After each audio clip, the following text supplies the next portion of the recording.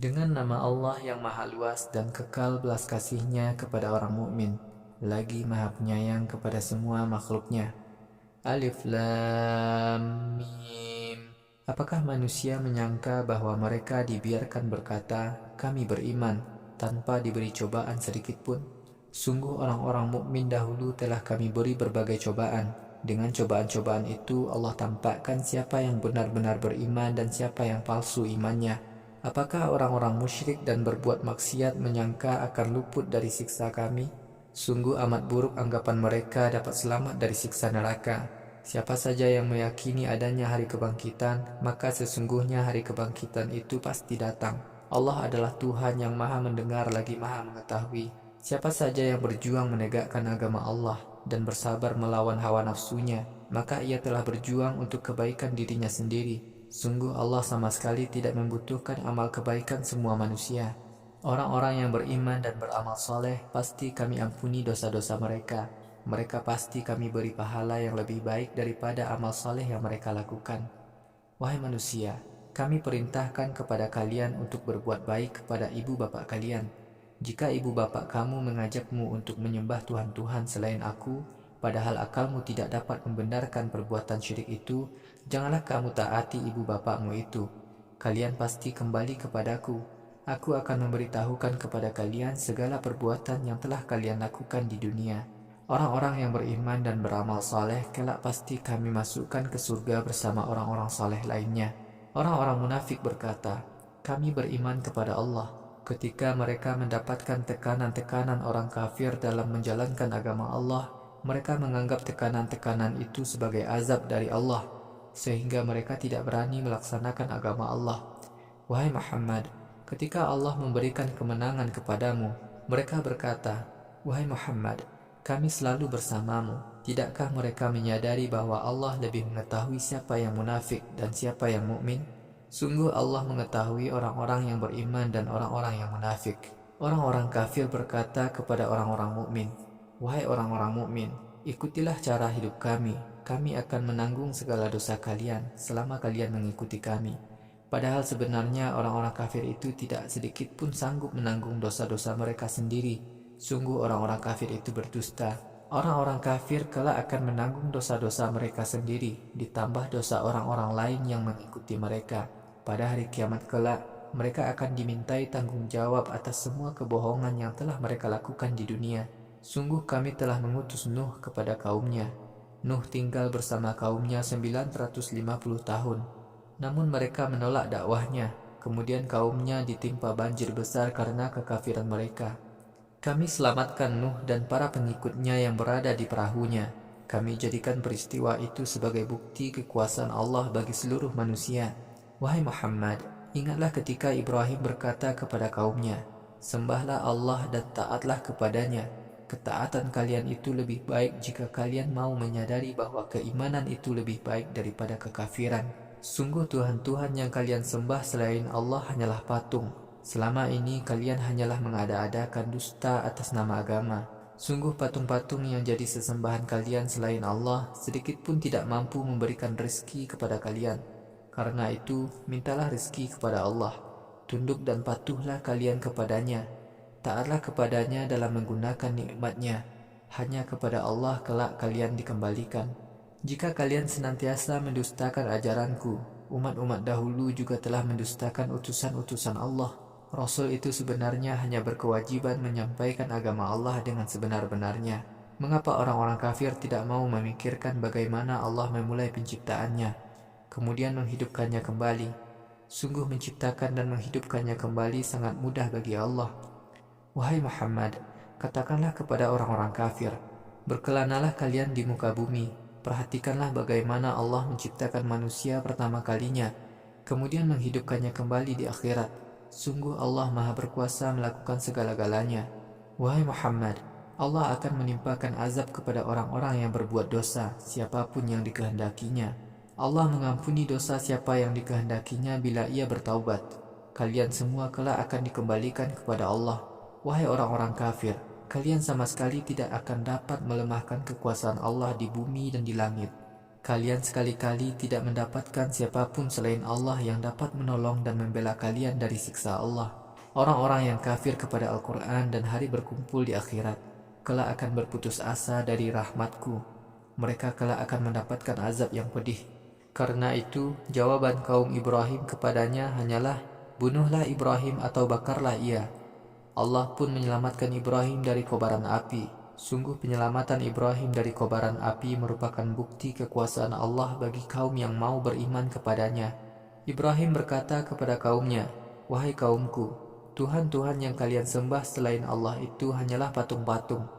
Kalian lakukan penyembahan patung-patung itu hanya demi tenggang rasa dan menjalin persatuan kalian dalam kehidupan di dunia ini. Pada hari kiamat kelak, kalian akan saling menyalahkan atas kesesatan yang kalian lakukan di dunia ini. Sebagian kalian akan melaknat sebagian yang lain. Tempat tinggal kalian adalah neraka. Kalian tidak akan mendapatkan seorang pun yang dapat menolong kalian dari siksa neraka." Lutlah yang membenarkan dakwah Ibrahim. Ibrahim berkata kepada Lut, "Aku akan tinggalkan tempat ini untuk menuju tempat yang diperintahkan oleh Tuhanku kepadaku. Sungguh Tuhanku Maha Perkasa lagi Maha Bijaksana. Kami karuniakan Ishak dan Yakub kepada Ibrahim. Kami karuniakan kepada anak keturunannya kenabian dan kitab. Kami karuniakan nama baik kepada Ibrahim di dunia. Kelak di akhirat Ibrahim masuk surga bersama orang-orang yang soleh." Wahai Muhammad, ingatlah ketika Lut berkata kepada kaumnya, "Sungguh kalian telah melakukan perbuatan yang sangat keji, yang belum pernah dilakukan oleh seorang pun di dunia ini sebelumnya. Sungguh kalian telah melakukan homoseksual, kalian telah melakukan perampokan, kalian telah melakukan perbuatan-perbuatan dosa di tempat-tempat kalian bersenang-senang." Kaum Lut menjawab, "Wahai Lut, datangkanlah azab Allah kepada kami jika ancaman yang kamu sampaikan kepada kami memang benar-benar datang dari Tuhanmu." Lut berdoa, "Wahai Tuhanku, tolonglah aku menghadapi kaum yang sangat rusak moralnya." Tatkala para malaikat utusan kami datang kepada Ibrahim untuk menyampaikan ancaman, para malaikat berkata, "Wahai Ibrahim, kami akan menghancurkan penduduk negeri kaum Lut. Sesungguhnya penduduk negeri kaum Lut telah rusak moralnya." Ibrahim berkata, "Di negeri itu ada Lut." Para malaikat berkata, "Kami lebih tahu siapa saja yang ada di negeri itu. Sungguh kami akan menyelamatkan Lut dan keluarganya, kecuali istrinya. Istrinya termasuk orang-orang yang akan binasa." Tatkala para malaikat utusan kami itu datang kepada Lut, Lut berprasangka buruk kepada orang-orang yang datang itu dan hatinya merasa sedih. Akan tetapi, para malaikat itu berkata, "Wahai Lut, kamu jangan takut dan jangan sedih. Sungguh kami akan menyelamatkan kamu dan keluargamu kecuali istrimu. Istrimu termasuk orang-orang yang akan binasa. Sungguh kami akan menimpakan azab dari langit kepada penduduk negeri ini. Mereka selama ini telah melakukan perbuatan-perbuatan yang menghancurkan moral. Kami binasakan penduduk negeri itu. Bekas-bekas kehancuran negeri itu masih tampak sebagai bukti yang jelas bagi kaum yang mau memikirkan akibat buruk kaum yang durhaka." Allah mengutus Syuaib kepada kaumnya, penduduk Madian. Syuaib berkata, "Wahai kaumku, tunduk dan taatlah kalian kepada Allah. Berharaplah kepada Allah untuk mendapat kebaikan di akhirat. Janganlah kalian melakukan tindakan merugikan orang lain di muka bumi." Namun kaum Syuaib mendustakannya.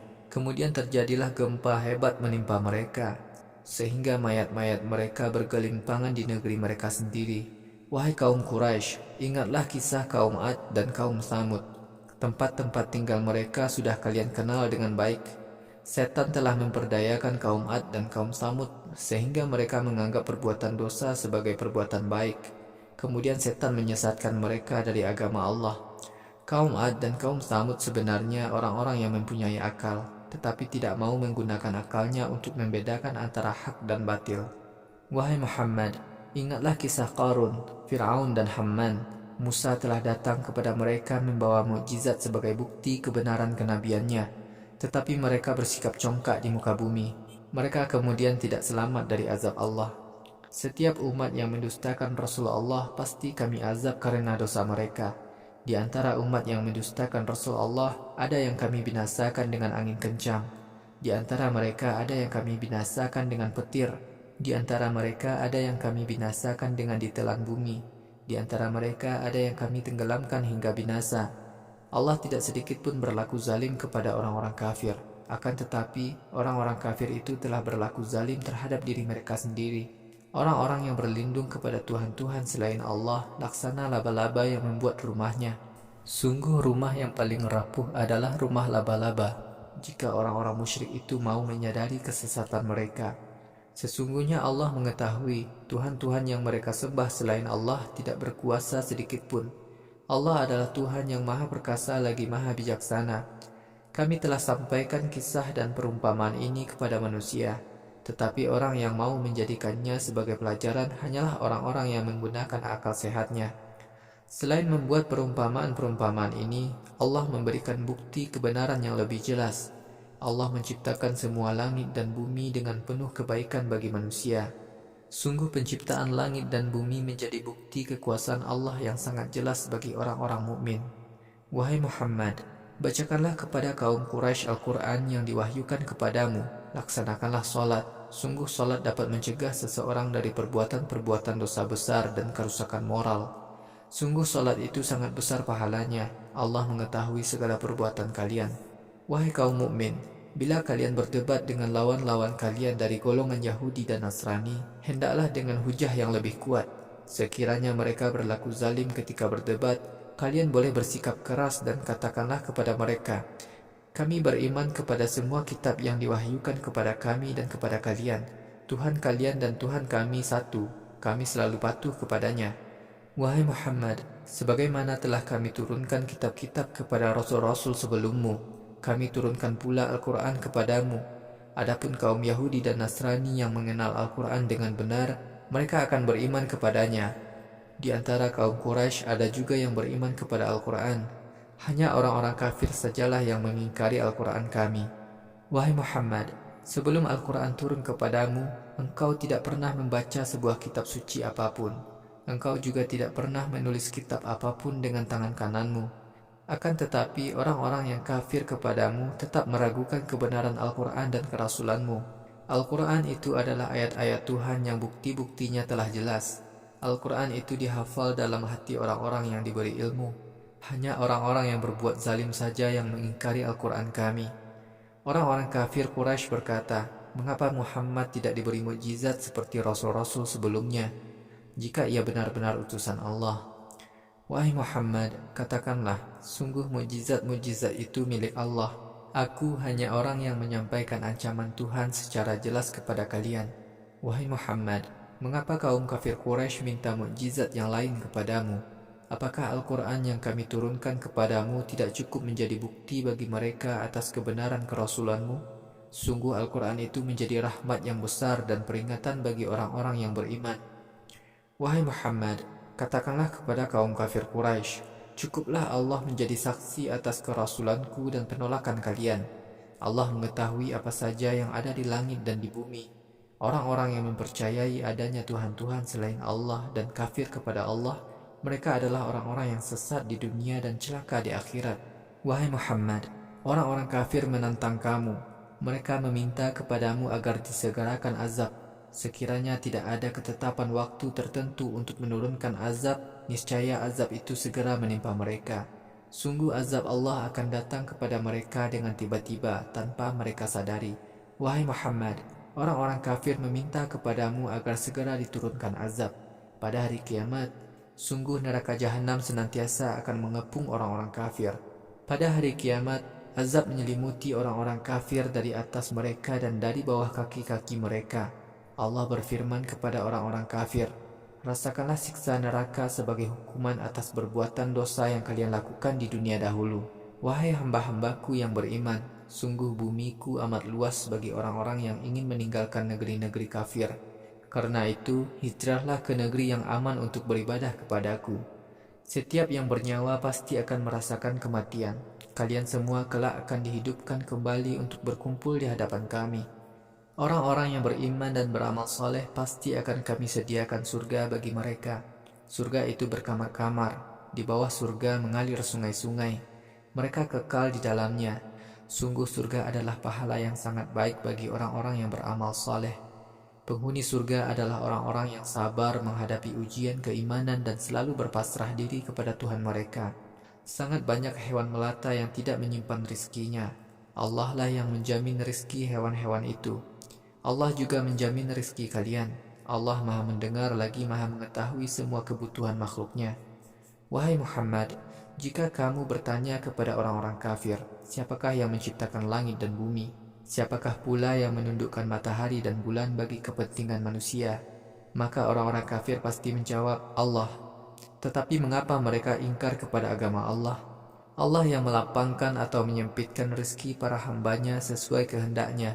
Sungguh, Allah maha mengetahui semua kebutuhan manusia.